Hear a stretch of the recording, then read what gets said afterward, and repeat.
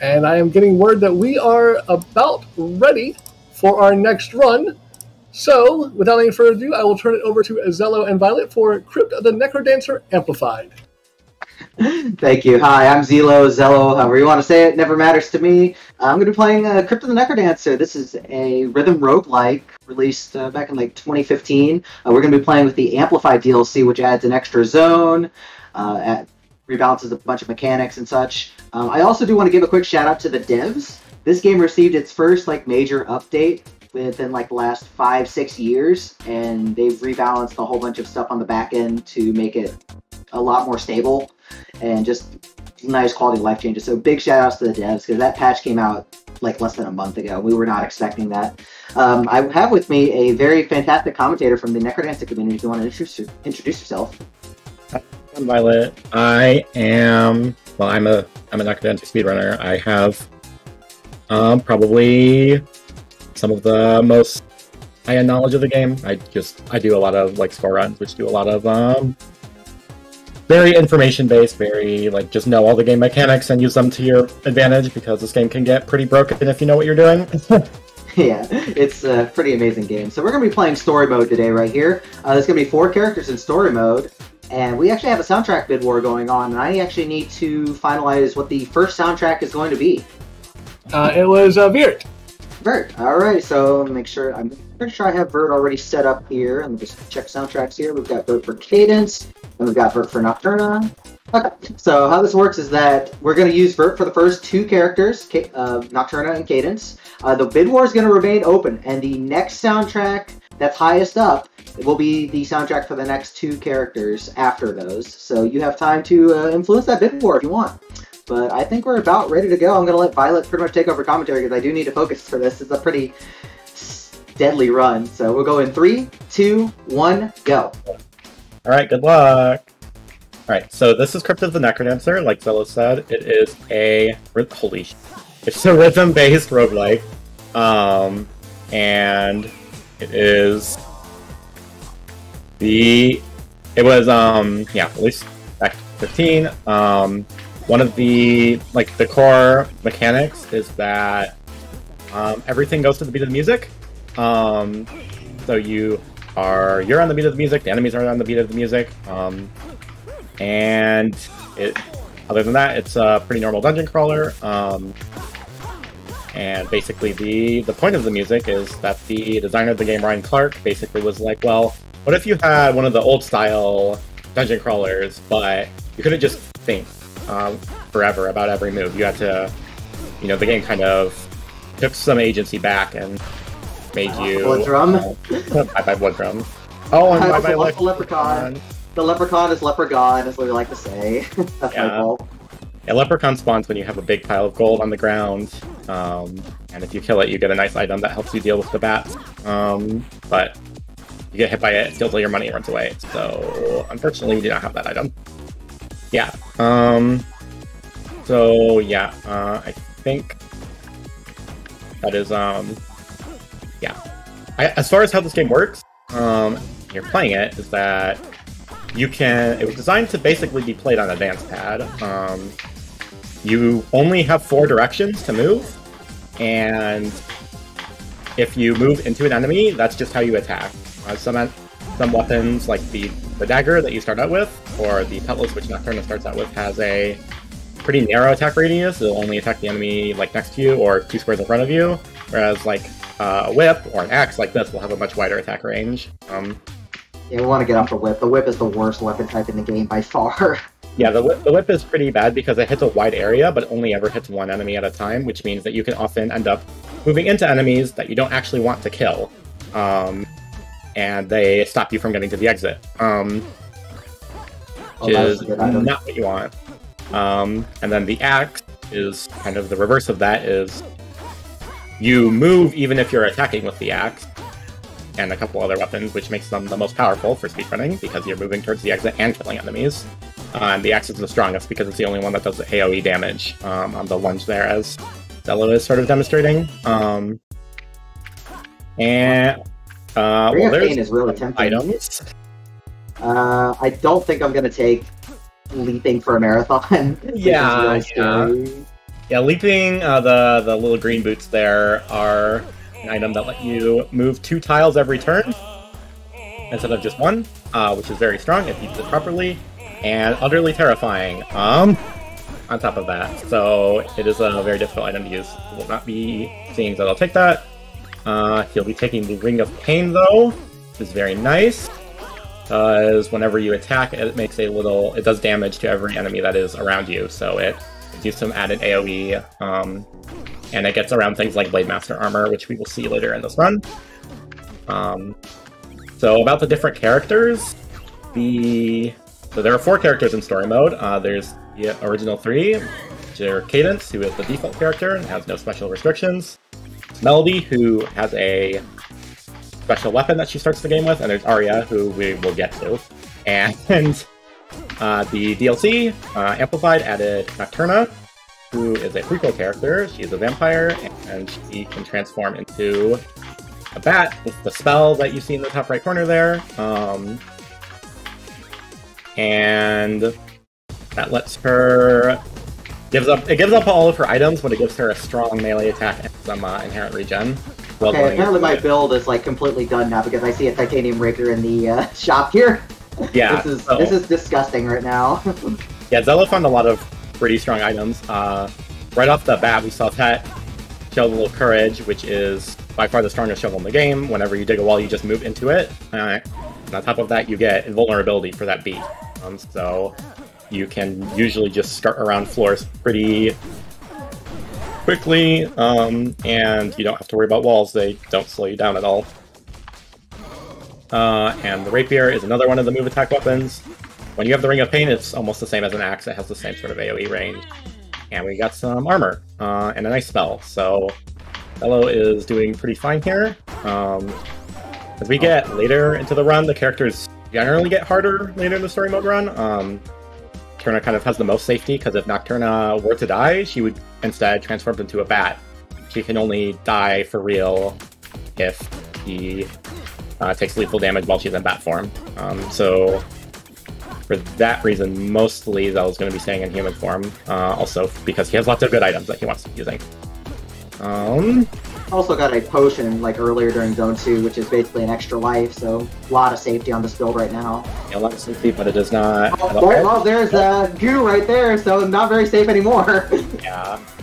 Yeah, Zone 4, I guess I didn't talk about the other zones at all. Zone 1 is kind of this like dirt cave theme. Most of the enemies are slimes, which just move back and forth and don't actually chase you. Zone 2 has a bunch of slow enemies with a lot of HP. Zone 3 has a lot of fast enemies and ones that drop hazards on the ground. And then Zone 4 just has a little bit of everything. It's just a very difficult zone, especially these big golems here that drop goo on the ground when you hit them. And if you're on goo, you can't attack or dig, and you take double damage, so it's pretty scary. And one of Nocturna's special mechanics, besides the special bat form, is that he gets a little bit of the DLC zone, Zone 5, in every floor that she plays. Kind of the devs wanting to showcase a new zone, I guess. And yeah, that's this room with the wire here that you're seeing. There's new enemies there. Well, new. The Amplified DLC came out in like 2017, so not new anymore, but you know. Close enough new. Yeah. So here you got Death Metal. Death Metal's me taken out pretty quick. Every zone in the game has 3 floors and a boss. The music on each floor is basically it's the same across runs. So the 3-1, 3-2, 3-3 music is just going to be the same. It gets faster as the game goes on. For the most part, sometimes a little bit slower. And that is a lot of what makes the game more difficult in the late game, is that you just have a lot less time to react to beats. 4-3 in particular has a BPM of, I think, 165. And like if you're like a seasoned rhythm game player, you're like, oh, you're just tapping like quarter notes at 165 BPM. That's nothing. Well, it's not just that you're reading arrows on the screen. There's like a lot of items that you have. There's a lot of enemies on the screen. There's a lot of different interactions that you have to keep in mind. So it is actually not quite as easy as you might think. And yeah, so there are also characters that just move on every 8th note instead of every quarter note, but we will not be seeing those today. Right, so here's Frankenstein Way. One of the things that makes the story characters different from all the other characters, besides the fact that I got grenades. I'm glad that worked out. Yeah, it did. It did. Yeah, besides the fact that they have cutscenes, the story characters have special bosses. So Nocturne is the only character in the game that gets this Frankenstein Way boss, and then afterwards, well, that was a fast fight. That was pretty good. We fight the conductor, who is kind of this. He's got a bunch of strong magical instruments and some electrical wires that you have to walk up to destroy them. Thankfully, we have some grenades, so that'll make phase 2 go by faster, because we can. You're supposed to hit the batteries and drain them, but we can just use some of the grenades to just blow the batteries up manually, which is nice. Yep. So we will be seeing that here. This is a very complicated fight. I could spend like 30 minutes talking about this fight, but for the most part, the important thing is that each battery does a different thing, and the stronger ones are generally on the left. Yeah, they're going to be using a water ball there, because if you kill a water ball on the wire, it drops water and it short circuits the wire, so it just kills that battery. So yep, Zello just kind of waiting for more enemies to spawn to shock the wire, or shock the battery, and he is just about done with Nocturna here. Nice. GG! The first one of 4. Down. Yeah. Now we're on Cadence. This is a permadeath roguelike. Once you die, you go back to the lobby and you have nothing. You start the run with just a basic dagger and a bomb and nothing else. Ooh, that's a good find. Yeah, that's a good start. Especially with the potion right next to it. Yeah, Shovel of Strength makes you dig bigger, which is nice because it clears out more walls for giving you more space to maneuver in, and it gives you extra damage, so also a very strong shovel here. And the potion, again, for that extra life. So for story mode, normally you have to beat all 4 characters in a row without dying. So that's 20 zones in a row, and the aria, especially at the end, gets pretty difficult. So that is going to be something that might not go super well. Hopefully it will, but sometimes aria just kills you. If for marathon safety, if that does happen, we'll just reload and do single characters to finish out the run, just to have a nice full showcase. But I'm hoping I can get everything first try here. Yeah, we've had story mode relays or showcases before, and we've gotten first clears on each character most of the time, so it's probably not too much to have. So I got time to sneak in a quick donation? Yep. We did get a $100 donation from Anonymous, so I want to say thank you very much. And right now that does put OC Remix in the lead for our second Bid War soundtrack at the moment. Oh wow, thank you. Yeah, very much appreciated the donation. Alright, so we're on to Coral Rift here. Coral Rift is kind of an octopus boss. You have to walk up and hit him in the middle there, and then he teleports away. I don't like this. That's Hello. bad. I think we're in trouble here. Okay, we're not dead. Unfortunately, at the end of the boss, if you beat it without missing a beat, without taking damage, you'll get boss chests at the end. And the boss chests are usually how you get your good weapon, because the boss chests are very, they're rare items, they're high tier items. Bella's not going to be getting that, but you're going to find a chest here. Yeah, it's a decent weapon. It's titanium, which means it does 2 damage. There's 6 different weapon types. Titanium is probably the easiest to use. Doing extra damage is of course good. The other really good one to look out for is the obsidian weapons, which deal damage based on your multiplier. Multiplier is that thing you can see at the bottom of the screen there. It says coin multiplier. It gives you extra gold when you kill enemies if you are keeping your beat up, and it also affects obsidian weapons. I'm going to be doing a bit more farming here because that was not great what happened. But here, there is a blood rapier in the shop, which is actually a pretty useful type right now. Yeah, blood weapons, every 10 kills they'll heal you for half a heart. It's not a super ton of healing, but it's a lot better than nothing. So Zella's going to be pretty excited to see that. And again, it's a rapier, which does that dash attack when you attack. So you move and deal damage to the enemy at the same time, which is very strong for speedrunning.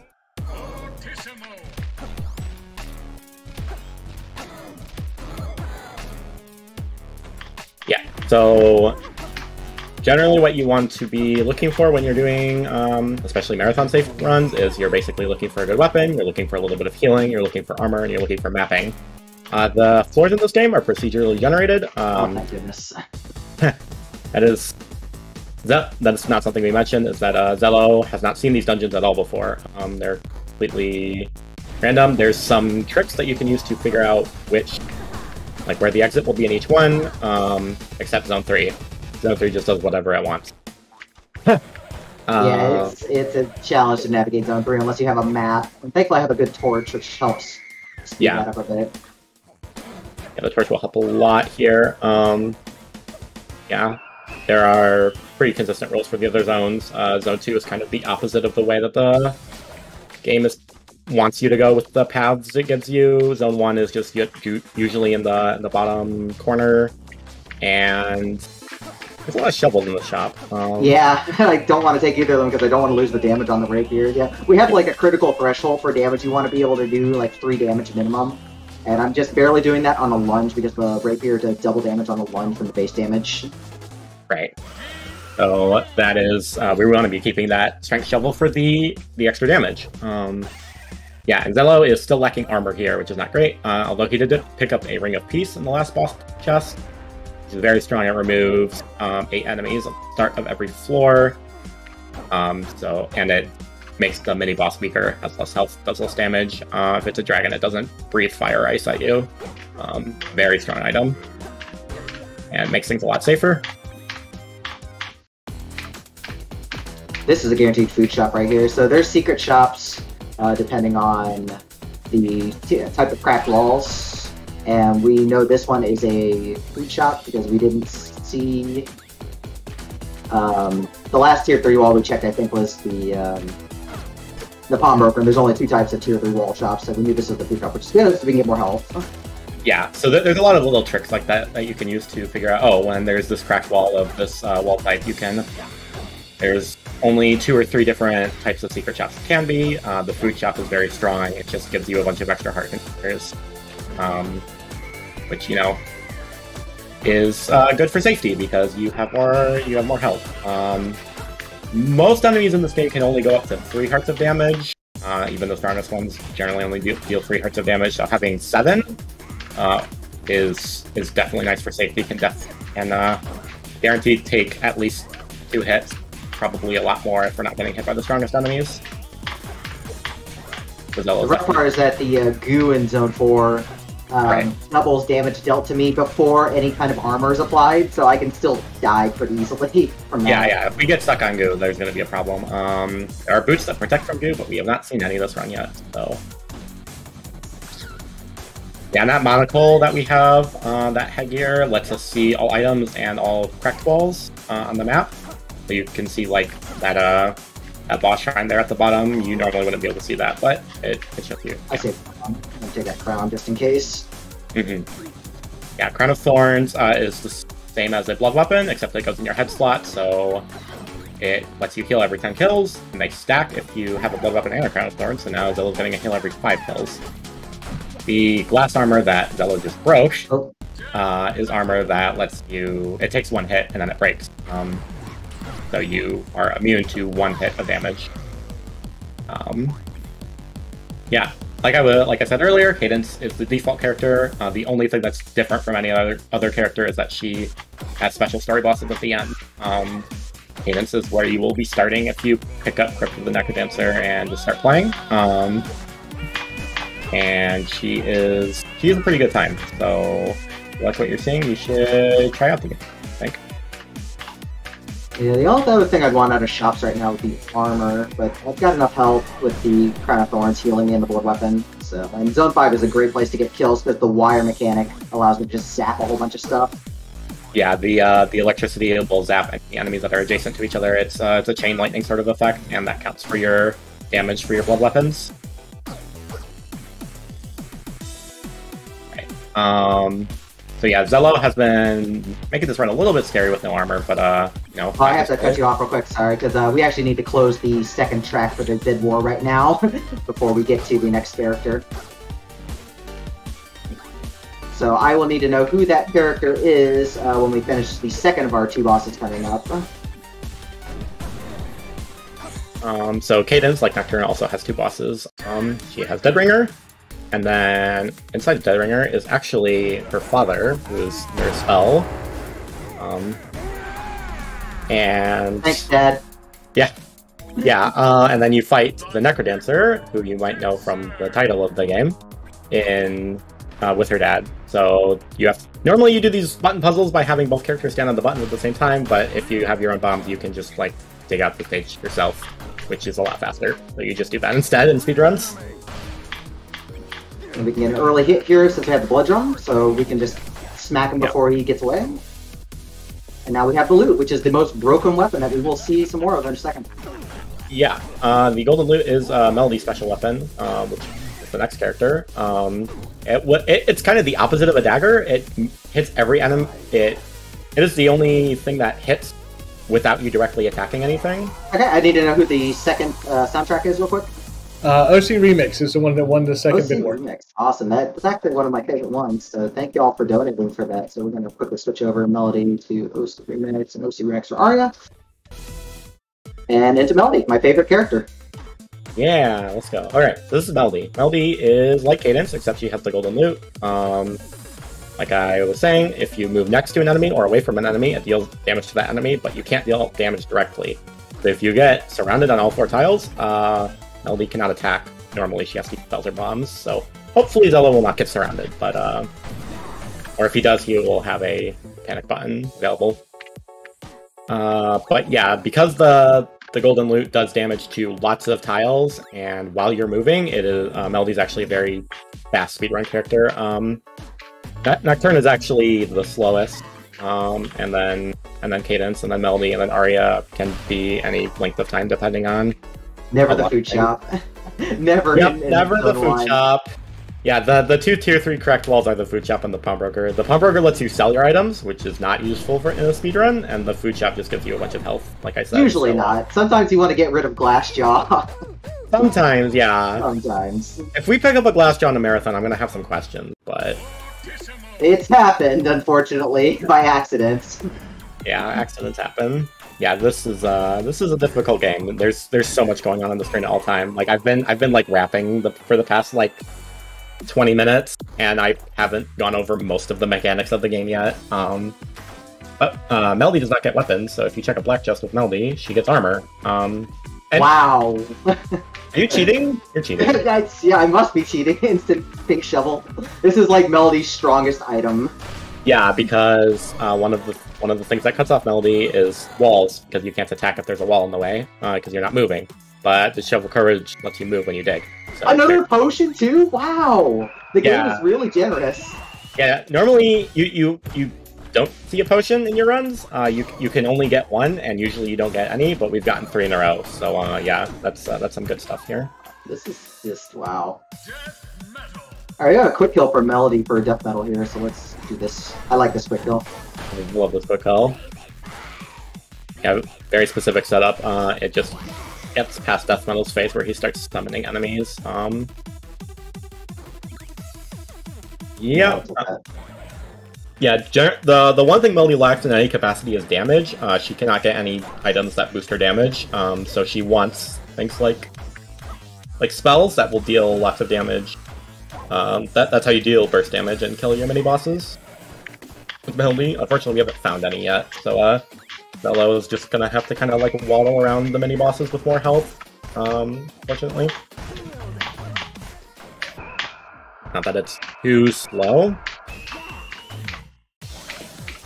Yeah, the loot is just so good at crowd control that usually just really high-level enemies with lots of health are really the only stumbling block. Little smaller enemies are usually not that big a deal. Yeah, exactly. Yeah, and again, we got that potion for the extra life, and we have the plate armor here, so Zello's looking pretty safe as long as he does not get full surrounded. Alright, let's hope Coral Rift's gonna go a little better this time than it did on Cadence. Yeah. Yeah, it's pretty hard for Coral Rift to go bad on Melody because of the loot, but it's happened.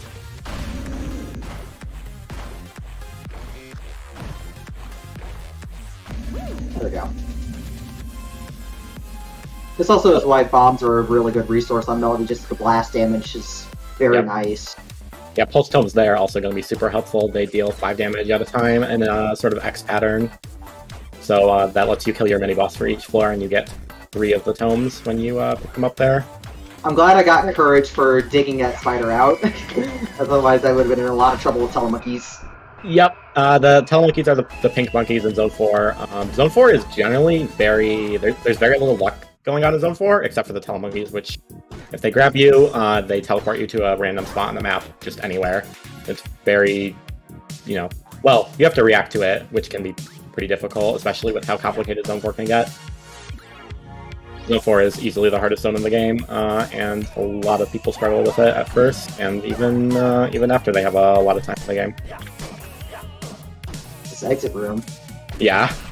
Which is just a bunch of Blade Masters there. The Blade Masters are probably the most complicated enemy in the game. When you hit them, they parry your attack and back away from you, and then they lunge at you the next beat. Oh, there's some chicken for some extra healing. Yeah. We got Charisma for the price saving. The swaggy ring. Yeah. I'll see if I can just get a ring real quick, just for... We can get, like, regen or something. Shielding. Shielding, yep. Yep, shadows. Okay, we'll just farm for regen and then we'll just take that out. I don't want to farm for forever. Yeah.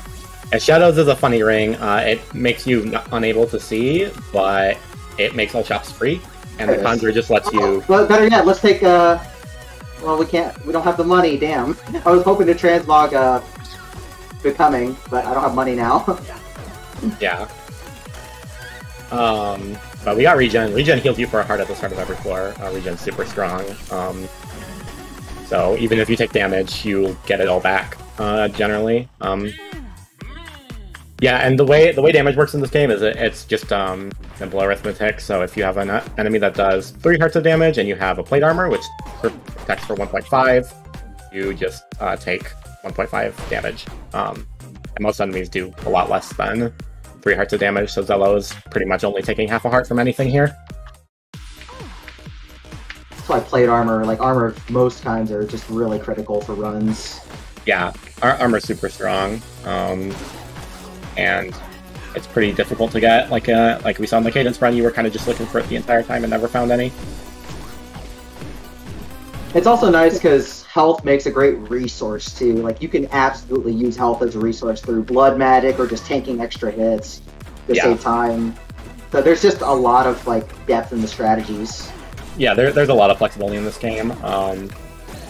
Yeah, like we're just seeing here, you could just go through the swarm and tank a bunch of hits. Like Zello could have just backed up there and dealt with all the enemies without getting hit. I guess something that I haven't explicitly mentioned is that each enemy has a predictable pattern, basically, and it won't... Other than the bats, which just move completely randomly, that's their pattern. Every other enemy has a consistent pattern, so if you know what all the enemies do, you can generally not get hit by them if you're taking it very slowly. But we're not going slowly, so... So here is the NecroDancer, again. It's a little bit different of a fight on Melody, but same general concept. You just run up to the NecroDancer and hit him, and found a bunch of stuff to try and prevent you from doing that. Like that mage pulling me back. Yeah. I had the goblin getting in the way too. Yeah, that was a pretty good fight. You got down to the second hit before any bombers spawned. So yeah, GG there. That's a pretty good Melody run. Right, and up is Arya, and this is where things get really difficult. Yeah, so Arya is Cadence's grandmother, and she is fragile. She only has half a heart, dies if you miss a beat, which includes doing things like tanking a wall that you don't have a strong enough shovel for, or inputting twice in the same beat. She only gets that basic dagger. Last Forge is a really nice start. You see all the enemies on the floor. Yeah, so Arya is a very interesting character because normally you're like, I don't want glass items because they break when you get hit. But Arya also breaks when you get hit, so glass items on Arya are pretty good. You don't really have a downside. The one redeeming grace of Arya is that she does start with an extra, the extra life in that potion. So it is a 4-potion run, I guess. That'll be a new category for us. Yeah. So yeah, one of Arya's one of Arya's like main plot points is that she is at the bottom of the crypt. Melody revives her with the golden loot, and so she is climbing to the top of the crypt in order to take the golden loot to a special shrine where she will destroy it. And that is why we start in Zone 5 and we go backwards through the zones in Arya. It's a very interesting mechanic, and it makes the game quite a bit tougher because the end of the game is actually a lot harder than the start of the game, believe it or not. So we will be getting to Zone 4 second, which is a lot harder than having it 4th. Won't have nearly as much equipment. But yeah, that Arya... and the zone bleed that you saw during Nocturna, we're going to be seeing basically the reverse of that. We're going to be seeing these types of enemies later on in zones that they weren't really designed for, so things are going to get very difficult. Yeah. Arya has the, like, I think I said it all, but she has half a heart. She's left at half a heart. She can't get any protection. She can get glass armor because it prevents her from taking damage entirely, but she can't get extra heart containers. She dies on a misbeat, and she is stuck on the basic dagger, so she will only ever be able to attack enemies directly in front of her. I see leaping in that shot, but I also see a torch that's really, really good, so we're going to spend that. Bad. We have to give up the glass torch. As much as I want to take leaping, I know I'll forget I have it and probably die. Definitely not an Arya. Arya is very scary. If you make one mistake, she'll lose her potion. If you make two, she'll die. Unless if you get armor. And you can get armor because she doesn't get weapons, so she can get armor in her black chest, but that requires getting through 5-4, and even then that's only 1 or 2 extra hits. We're going to play this Fortissimo very safe. Fortissimo in this setting is a little tricky because of the mages. Right, yeah. Arya also has a special final story boss, which we will see at the end, but she has the same bosses as all the other characters, just going backwards. No protection, but more damage. Yeah, this is one of the items you get out of the black chest that isn't armor. It's just the boost of strength. It's just a +1 damage foot item. That's all it does. But we're at 3 damage, and 3 damage, there's very few enemies that have more than 3 health. 3 damage is a really nice number. A lot of the enemies in this game just start at 1 damage, or start at 1 health, and then they have a stronger form that does 2, and a strongest form that has 3 health. So you can one-shot most basic enemies with this setup here. I'll take the telepathy. Telepathy allows me to see the enemies. And since though it's one downside, doesn't appear for Arya, its ghost won't appear, so there's no downside, and I just have nice enemy vision. Yeah, the oh, bye-bye heart transplant. Very sad. But there's some protection. Yeah, the frost charm is a charm that it's like the glass armor. It protects you from a hit without taking damage, and it freezes all the enemies on the floor when it breaks. So it's a very strong item, especially for Arya. Gives you a lot of safety. So it won't protect you from misbeats. So Zel's gotta be careful with that. Yeah, pick that a little safe. Yeah, if you are familiar with some of the more popular GDQ runs that have been run at NecroDancer, are there enough bats on this floor? That's a lot of bats. Yeah. Yeah, something that Do a quick shot check. Yeah, if you've seen the popular GDQ runs of this game, you might have seen Spooty playing Coda. Part of Coda is Arya's mechanics, with the half a heart, with the death on misbeat. Though Coda also plays at double tempo and cannot touch gold, so Coda is even more difficult than Arya. Arya was kind of made to be the, like, be-all, end-all, impossible character, and then people were like, oh, this is not so bad, and then they made Coda. And people thought Coda was impossible for a while, and then they started beating Coda. It's like, we could beat Coda. It even says, like, when you select Coda, probably impossible. Continue? Yeah, that's literally... Is there enough damage ups in this zone? Really? Like, that sunglasses would put me at 5, but I don't really need 5 damage. Yeah, that's overkill. Yeah, now the deathless streak record for Coda is 16 wins in a row, so you know there's a lot of skill in this community to be found for sure. That's not the armor I'm looking for. Yeah, Karate Gi does go in the armor slot, but it just increases your damage. It also doubles the damage you take, but Arya doesn't care because she has half a heart. So I am at 5 damage. I think the game heard me. Yeah, we have the Frost Charm for protection and the potion, so we're not close to dying. And by we're not close to dying, I mean we have to get hit 3 times instead of 1. That's my favorite ring. I know it's yours, it's not mine for this character. The Ring of Courage is like the Shovel of Courage, except it's for attack. If you attack an enemy with Shovel of Courage, you dash forward 1 tile and gain invulnerability for that beat. It's really scary, especially in Arya, because normally one of the ways that you deal with enemies that are like kind of on an off parity from you, that move every beat, like this Banshee, you dig a wall, like Zelo just did. Thanks for demonstrating, Zelo. You're welcome. And the Shovel of Courage, or the Shovel and Ring of Courage both prevent that because you can't hit enemies and you can't dig walls to get on parity. Yeah. Oh, that's fine. We can just run to the exit. Yeah, the Frost Arm will freeze everything for 16 beats, so pretty fast, easy there. On to Death Metal. Death Metal has 9 HP, but we have 5 damage, so it's actually only a 2-hit kill. It's fine. Easiest Death Metal 3 ever. Okay, there's glass. That's fine. We'll go down to 4 damage and have a hit of safety since I lost the Frost Charm. Right, yeah. Unfortunate there. Are we gonna see an appearance of the feet? Not leaping. Probably not. I don't think we'll see the funny feet. Yeah, Spooty took funny feet, and oh my god! Green Bat! Bye, Green Bat. Bye, Green Bat. Green Bats are the rarest enemy in the game, and we just like found one in a casual run because why not?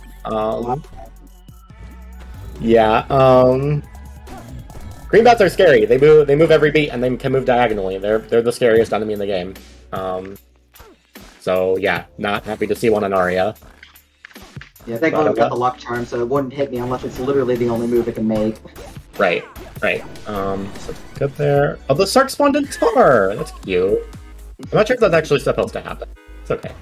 There's a lot of things that shouldn't happen with this game, but they happen anyways. Yeah, this game is game's a lot of fun, but it's also sort of held together by a little bit of a prayer. There's no game-breaking glitches. It's just a little bit wonky in just about every way you can think of. It's so fun though. Like, if you haven't actually tried it, I really do highly recommend playing this at some point. I do too. It's not for everyone, but it's something that anyone can get into if they really want to. There's a lot of like really good features that help people get into this casually. Like a brand new, pretty much fixed beat for anybody now. Yeah, you can. Yeah, there's a new mode in this brand new update that Zella was talking about, where you don't have to follow the beat of the music. Enemies just move after you do, which is a great accessibility feature. I'm really happy they put that in. So yeah, Zello picking up that heavy glass out of zone 4-4 chest, or 2-4. Arya's zones are confusing because it's zone 1, but it's the 5th zone you go through. It's weird. It's like the room's a little bit crowded. Yeah, and you can see like there's a bunch of weird enemies that shouldn't be in zone 1 because we're playing Arya. There's like, you know, a little bit of everything now. Are we gonna take the trapdoor? No, not for Marathon. Okay.